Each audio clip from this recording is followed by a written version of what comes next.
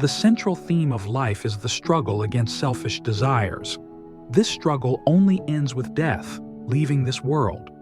Therefore, it is futile to seek an easy path. There is an interesting verse in the Quran. Among the believers, there are men who have been true to their pledge with Allah. Some of them have fulfilled their pledge, and others are still waiting, and they have not changed in the least. Surah Al-Ahzab, verse 23. This verse highlights a specific group among all believers, meaning not every believer is like this. Some of these believers have become martyrs, some are waiting. Yet, they are both regarded equally because they live by the same principle. They endure hardships out of loyalty to Allah. Some become martyrs, while others do not. All who live by this logic deserve respect, whether they become martyrs or not. However, not all believers share this worldview. Those who do not perceive life in this way face a perilous outcome. Instead of overcoming life's obstacles, they try to bypass them, considering themselves clever and wise. This leads to both spiritual and material decline. Such a person, while lagging behind everyone, considers himself smarter than all, while in the worst state, they blame society for their shortcomings, justifying their weaknesses by pointing to others' flaws. They possess a takfiri and denying mentality. When things don't go as they want, they become a source of aggression and hatred. He sees everyone as a threat, which signifies spiritual downfall. The only antidote to this is the struggle against the nafs. What is righteous deed? Good deed that emerges from struggle with the nafs. What is taqwa? A program of struggle with the nafs. What is faith? The result of struggle with the nafs. What is spiritual evolution? Struggle with the nafs.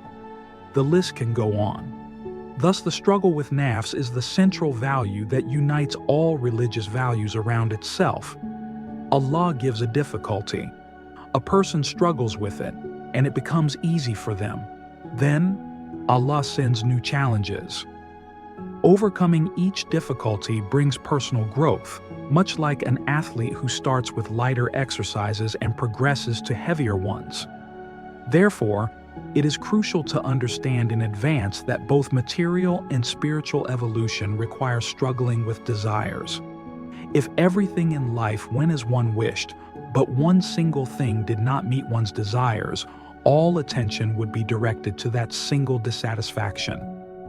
The relationship with God is similar. Allah gives infinite blessings, but man directs his attention to the one blessing not given, which frustrates him. To get out of this problem, one must focus on the difficulties of life and the path to Allah. Why is this hard? Because faith is weak. Most people are believers, but their faith is fragile.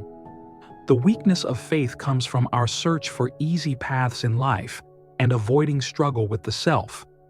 If we do not direct our attention to life's difficulties, our suffering will only increase. When we go to Hajj each year, we prepare pilgrims for the difficulty of this ritual. They go expecting Hajj to be difficult, then they say, "It wasn't as hard as we thought."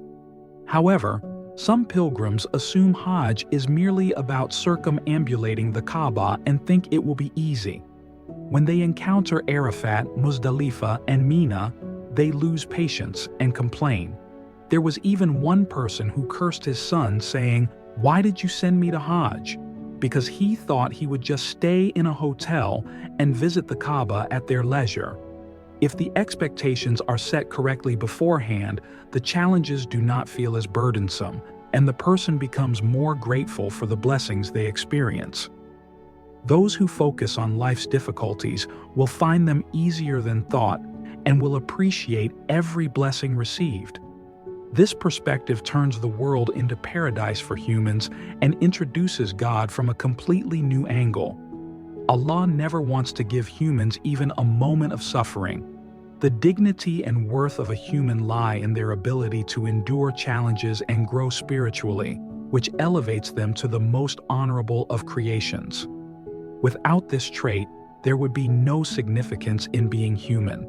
Before humans, angels, and animals, who lack the ability to evolve, were created. What need was there for humans?